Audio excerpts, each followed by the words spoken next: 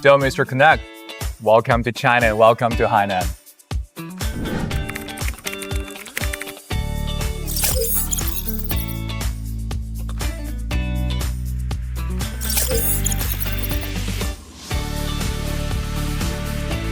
Although it's your first time here in Hainan, but we know that you have already signed an MOU with Hainan government.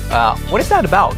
So the target is to create a win-win situation, of course, to collaborate in terms of free zones. I mean, we had some good experience in the UAE.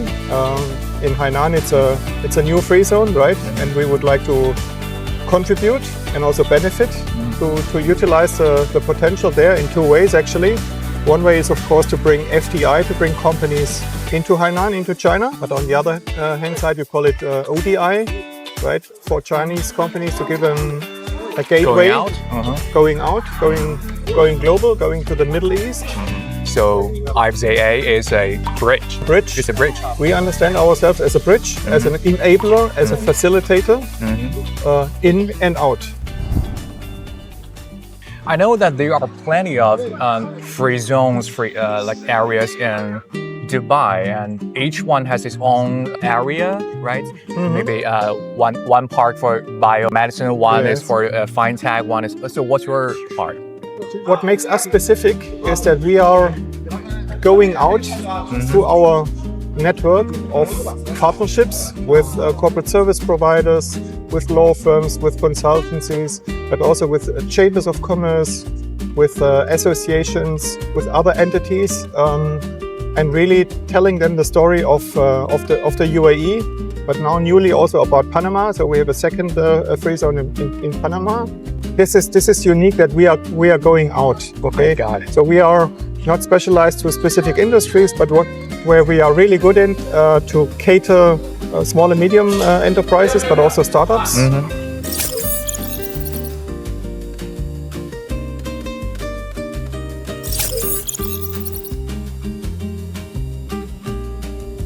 So this makes we are really providing them an ecosystem where they can set up easily, where the pure onboarding is very simple for them, and where they can develop and scale their business.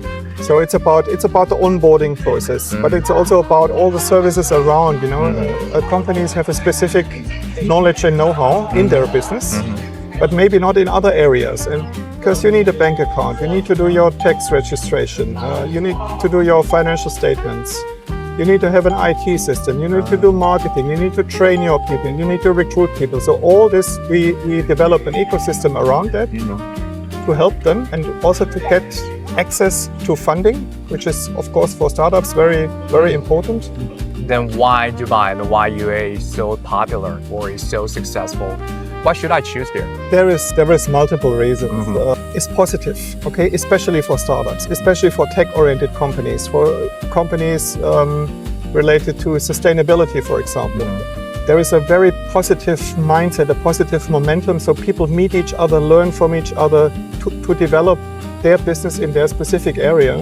Dubai is providing you access to the wider area, okay? Not only in the Middle East, but also, as I said, to Africa, to India, to Pakistan. Europe as well, Northern Africa. Dubai is a hub because also of the infrastructure. So Dubai and the UAE in total is very smart to invest long-term in infrastructure, okay? And then if you provide a good platform in many areas, the infrastructure, the safety, the connectivity, you know, people are coming and meeting there, and they find it very fruitful. They find an ecosystem where they can develop easily. They find markets, they find other people, other stakeholders in their value chain, and develop a successful business. And there is so many examples like that.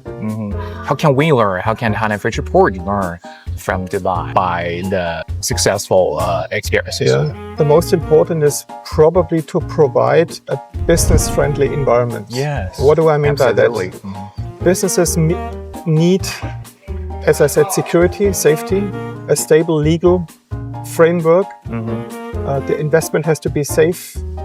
Money has to be free flow, flowing in, flowing out easily. So the banking system is very important. having access to a stable bank account. It needs a facilitation, right? And these are the most important things. I'm not sure how it is about talent in Hainan, but I'm pretty sure that there's a lot of talent, a lot of young people who are well educated, and that's also massively important. So if you create this platform, similar possibly to Dubai, with certain freedom but also safety for investors, I think it will be a great future for Hainan. We have a large client base already in Dubai of more than 50,000 companies, registered in Dubai. They might be interested to expand into Southeast Asia, into China. If we have a stable connection between Hainan and IFZA, we can help them. This is our purpose, to facilitate these international expansions of companies. So we can bring companies into Hainan, but on the other hand side, we can also offer the same back for Chinese companies. Chinese companies go global, right? For Chinese companies to go global, we can also be a gateway to that, to the Middle East and to the wider area, but also to other areas in the world.